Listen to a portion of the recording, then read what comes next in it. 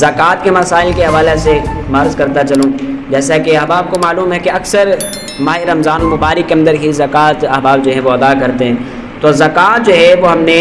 2.5% ادا کرنی ہے، اپنے مال میں سے 2.5% جو ہے وہ زکوٰۃ ادا کرنی۔ 1 لاکھ میں سے ہم نے 2500 روپیہ، 40,000 میں سے صرف 1,000 روپیہ جو ہے وہ ہم نے جو ہے وہ زکوٰۃ ادا کرنی ہے۔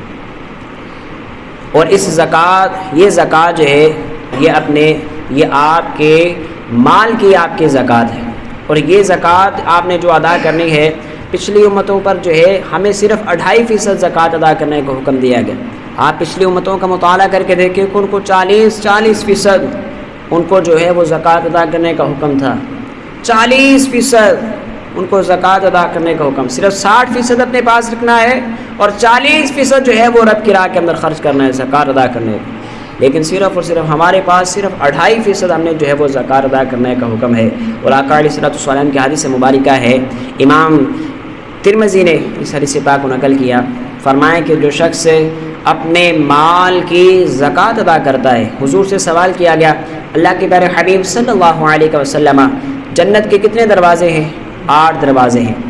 تو کوئی ایسا خوش نصیب ہے کہ جس شخص کو جنت کے 8 دروازوں سے گزار کر جنت کے اندر داخل کیا جائے؟ تو آقا علیہ الصلوۃ والسلام نے ارشاد فرمایا کہ وہ شخص وہ خوش نصیب ہے کہ جو شخص اپنے مال سے زکوٰۃ ادا کرتا ہے، اس شخص کو جنت کے 8 دروازوں سے گزار کر جنت کے اندر داخل کیا جائے گا۔ تو کیسا خوش نصیب وہ شخص ہے کہ جو روزہ دار ہے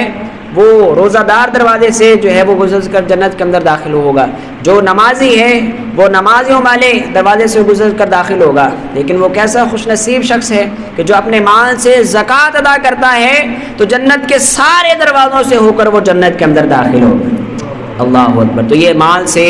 زکوٰۃ ادا کرنے کی فضیلت ہے، اور یہ مال کی زکوٰۃ جو ہے وہ ہم نے سال کے اندر صرف 1 مرتبہ ادا کرنی، اور یہی مال ہم اگر دیگر ایام کے اندر بھی آپ زکوٰۃ جو ہے وہ ادا کر سکتے ہیں، لیکن یہی مال اگر آپ رمضان المبارک کے اندر ادا کریں گے تو فرمایا کہ آپ کو اس کا ثواب جو ہے وہ 70 گنا بڑھا کر ادا کیا جائے گا۔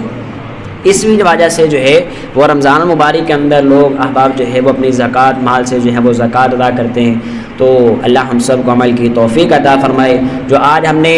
زکوٰۃ کے حوالے سے ان جو مسئلہ ہم نے جو ہے وہ سنا ہے، تو اس مسئلے پر جو ہے وہ آپ نے غور و فکر کرنا ہے، اور مال کا جو ہے وہ کتنا ہم نے حصہ جو ہے وہ ادا کرنا ہے، وہ 2.5% ہم نے مال کا جو ہے وہ ادا کرنا ہے۔ اب یہ 2.5% جو ہم نے ادا کرنا ہے یہ کس طور پر؟ اگر ہمارے پاس سونا موجود ہے تو سونا کتنا ہونا چاہیے، اس کے حوالے سے بھی آپ مسائل پوچھ سکتے ہیں۔ اگر ہمارے پاس چاندی ہے تو ہم چاندی کا کتنی زکوٰۃ بنتی ہے، اس کے حوالے سے بھی ہم یہ مسائل جو ہے کہ ہمیں جو رمضان مبارک کے اندر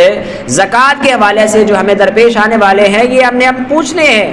ایسا نہیں ہے کہ ہم خود ہی مفتی بن کر اور جو زکوٰۃ اور ایسا آپ زکوٰۃ کو ادا کریں کہ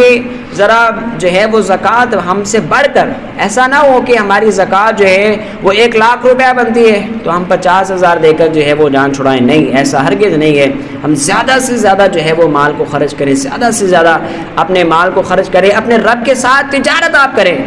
آپ خود اس کا اندازہ لگائیں گے، آپ خود دیکھیں گے کہ اللہ آپ کو ایسا مال جو آپ رب کی راہ کے اندر بے دریغ خرچ کر رہے ہیں تو آپ کو بھی اللہ غیبی خزانوں سے رزق عطا فرمائے گا، غیبی خزانوں سے آپ کو رزق عطا فرمائے گا، اور ایسے خزانوں سے آپ کو رزق حاصل ہوگا آپ کے وہم و گمان میں بھی نہیں ہوگا کہ وہ مال کہاں سے آ رہا ہے، وہ مال کہاں سے آ رہا ہے۔ تو یہ رب کے ساتھ تجارت کرنے کا کی غرض سے جو ہے یہ ہمیں مال حاصل ہوگا۔ اللہ ہم سب کو عمل کی توفیق عطا فرمائے۔ وآخر دعوانا الحمدللہ رب العالمین۔ احباب سنت